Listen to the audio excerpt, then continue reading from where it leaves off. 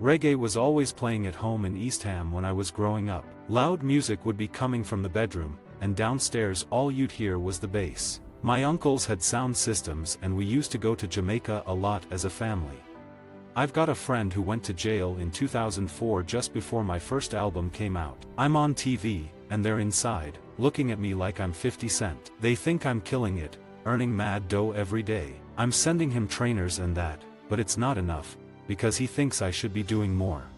He will go down as a legend along with Elvis and the Beatles and Michael Jackson. Bob Marley is right up there. He was a leader for reggae music. He really made it appeal to a world audience. I think great art poses questions and doesn't necessarily give answers and solutions. That's not what I'm trying to do. There were eras of English music where people tried to rap in American accents and we lost our way. I think music is great at posing a question. It doesn't always have to give the answer, but it can open the dialogue. My mom and dad weren't together when I was born. When I was a teenager, dad brought this girl round. Here's your sister. She was only 2 years old, and I never saw her again from that day. As an MC, I come from a background where the on-stage experience is freestyle-based. You never know who's going to join you on stage, or what you're gonna do, or how long you can stay on. You kind of lose that, once you get on to recording albums and going on tour. Doing Africa Express has brought me back to that excitement, for the unexpected. As a boy, I was known for reciting whole songs after one listen. I've always had a good memory for lyrics. It's weird because I don't have a good memory for other things. I remember lyrics easier than the shopping list. I recorded my first song at 15, but I started rhyming a few years before that. At first it was trading lyrics at school. We'd get in a circle in the playground with a beatboxer and spit rhymes. Then it would turn into a big gathering after school. Lyrics came quite easy early on in my career, but I always wanted to push it further and stand out a bit more. We were coming from the garage era when lyrics were simplified, purposefully, to work in the club environment. They were about hyping up a crowd or bigging up a DJ. Moving into grime, our lyrics became more in-depth. People think I can't go shopping. That's their perception of how famous I am.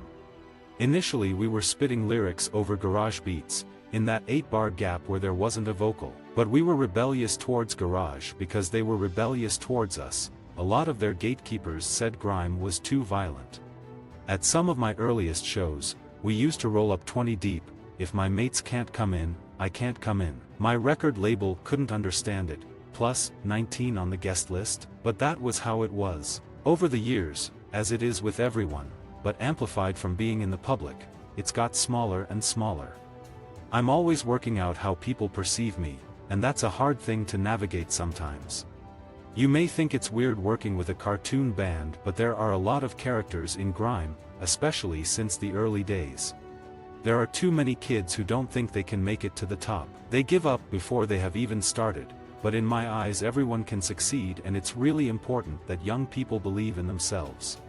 Personally, I enjoyed school as much as the next kid. I was into art and every sport, going from football to table tennis, so I kept busy. I never bunked a day off and left with 9 GCSEs, if I remember correctly. My favorite lessons in college were when we would have a professional teach us, or when we went out of the classroom for the day. You take in so much more when someone who's been there and done it is telling you. I believe in education, but I think the balance has to be right between theory and practical experience. I think from secondary school onwards it should be more about preparing you for life and work in the real world.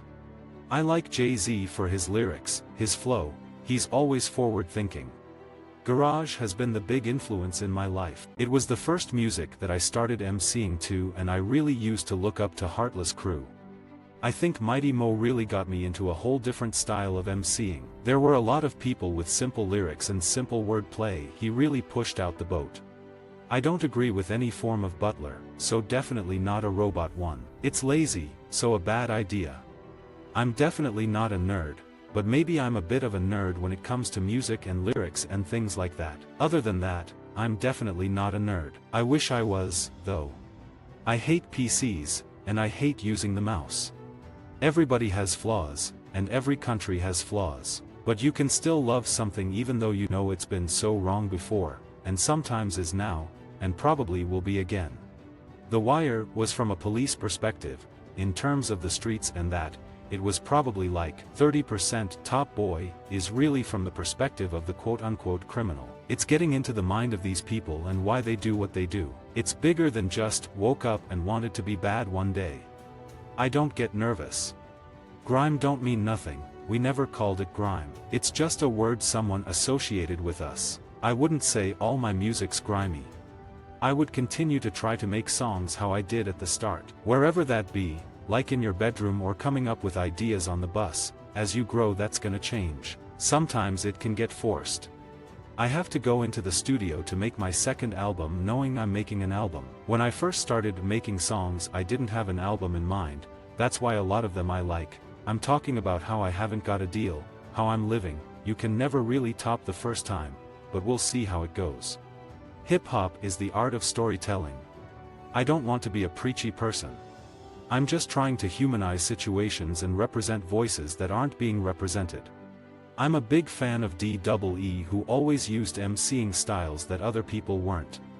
Biggie has definitely stood the test of time. He's the reason Jay-Z and loads of other rappers are who they are. His flow and wordplay is brilliant, the stories he would tell are just nuts. The first song I did was when I was 15, it was called Party Mode. Probably as young as 10 I would take songs and just change the lyrics. I like table tennis and I'm good at it. I would love to be involved in a table tennis game.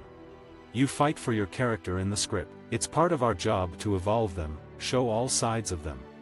In most of my music it's first-hand experience, and some of the same rules apply in TV. The difference in music is the control, whereas doing this, it's someone else's words that you can play in your own way. Both are about telling stories and bringing truth to those stories. In most of my music it's first-hand experience, and some of the same rules apply in TV. The difference in music is the control, whereas doing this, it's someone else's words that you can play in your own way. Sometimes I feel like distance helps observation. I love the building and the history. I understand not many people like me have played there, but the aim is not to conform to that building, it's to bring the Albert Hall into my world. I know how important imagery is. I do feel that it's very important to see positive imagery.